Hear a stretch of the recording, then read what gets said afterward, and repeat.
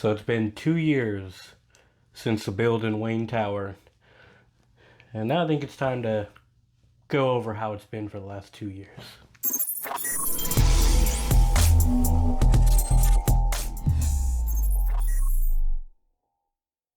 Welcome to Simple Run. This episode is just going to be discussing my build experience in the shift decks, along with how it's performed and, things I should have done better when I built it and drawbacks and, kind of the plans going forward from here as well. Before I kick into that, don't forget to subscribe. I will be going through and draining this loop, which is something I haven't done for 2 years. Not looking forward to it. Not going to be fun. But we're going to do it. So the first thing I want to kick into when it comes to the Shift X is just how great it looks. And it really is, a showpiece on your desk. It's tall, it's sleek, it's high quality materials, and it looks great. And that's kind of where everything stops. So you don't have airflow, which, depending on the parts you have in it and how you plan your cooling, may or may not be an issue, but it really does force you to do liquid cooling and to try and get as much air in as possible. Now, as you can see, I went over the top, and in doing that I made some rookie mistakes. One of which being, I've got a 120 mil radiator on the bottom, which really isn't doing anything but taking up space. So, that was a mistake that I could have avoided. Now, one thing I did do that you'll see is I had the front milled out. Now, this did drastically improve airflow, and if it wasn't for the mistake of going with a slim radiator, I think it would have alleviated a lot of the issues. Now, it didn't take a whole lot of modifications to fit a 480 radiator in here. In fact, with just a Dremel and a 3D printer, anyone could do it while still putting this back on. Now, I would recommend, if you do that, you don't go with a slim radiator like I did. Now, what I've come to find out with the slim radiator is really a normal 280 has about the same cooling capacity as a slim 480. And there's plenty of room to fit a 280 in here.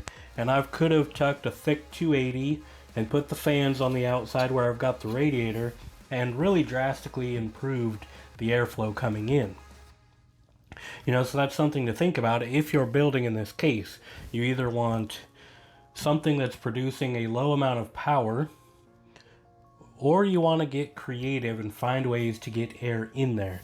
Now, I do have all of my fans pointing in, so they are basically producing high pressure, which should then force the heat out. And for the most part, it does that. But you can definitely feel the glass getting hot to the touch. The panel, not really, but definitely the glass. You can tell when it's getting warm. Now, because of the lack of airflow, I did go with industrial fans.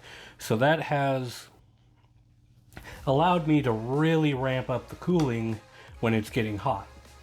Now, it also sounds like a spaceship taking off at that point. It is loud. It's very loud, like full thruster is loud. But I see it as, a necessity in keeping my parts from overheating. Now, when it comes to the cooling, the graphics card here stays pretty much between 30 and 40C, even at full load. I've never seen the graphics card go over 40C. In fact, most of the time it sits at like 35. So that's wonderful. That's never been an issue in this system the whole time. Now, if I would have went air cooling for the graphics card, you could see how that would be right up against the glass, and you really start to, choke out that air, and you're not really getting the flow in it that you need. So that's where this case kind of makes the liquid cooling a necessity. Then again, if you're going with low performance parts, you're not getting much power, you're not going to need as much, airflow, might not be an issue. It's not what I did in this case. Now, for the CPU, I am running a 9900KS, so it's already hot, and it pretty much just likes to run hot all the time. In fact, it's not unusual to see that when I'm rendering, sitting in the 80Cs with peaks, in the 90C up to like 92, 93.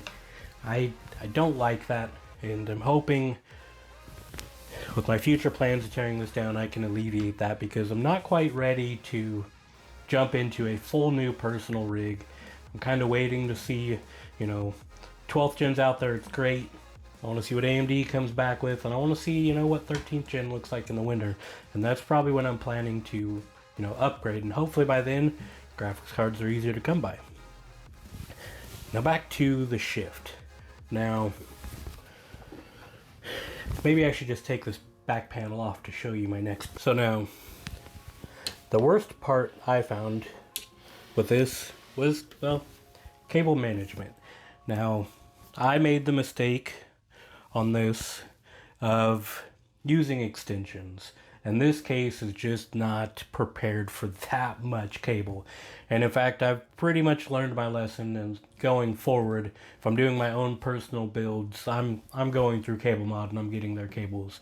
You don't have the extra clutter. I mean, they look better. These cables looked good. They were $20. They've served their purpose, but it adds a lot of mess. In fact, let's see if I can even get this off of here, because it was that hard to get on as well. So now you can see I made it happen, but not ideally. I've got a fan right here. Got dust everywhere too. But this fan isn't really getting all that much air. For one, you're already limited to what you're pulling through on these guys, which isn't a whole lot. And then on top of that, you've got all these cables that are probably pretty much preventing that too. So this fan here isn't really serving much of a purpose. And that is something I could have fixed by just simply getting, Cable Mod cables, or using the stock black cables, because of course their cables are still pretty nice. Now another thing I want to go over for the 2-year point is, for RGB, I did go through basically all Phantek's DRGB except for what's already installed on the EK water blocks. Now, after about a year, I started seeing issues with the DRGB, especially on the halos. In fact, my bottom halo here, a whole quarter of it no longer really works. So it shoots out different colors and it constantly flickers. It doesn't really prime up to one color. I think I got it set to green, where the whole system was green, and that seemed to work, but for the longest time I ran purple to go with, the Joker theme of the Wayne Tower. Switching it to green wasn't an issue, it still went with theme, but nonetheless those started to fail. And I think that includes all of my topics for this run through. If you got questions on the shift, feel free to ask. I can go through and let you know everything that I had to deal with.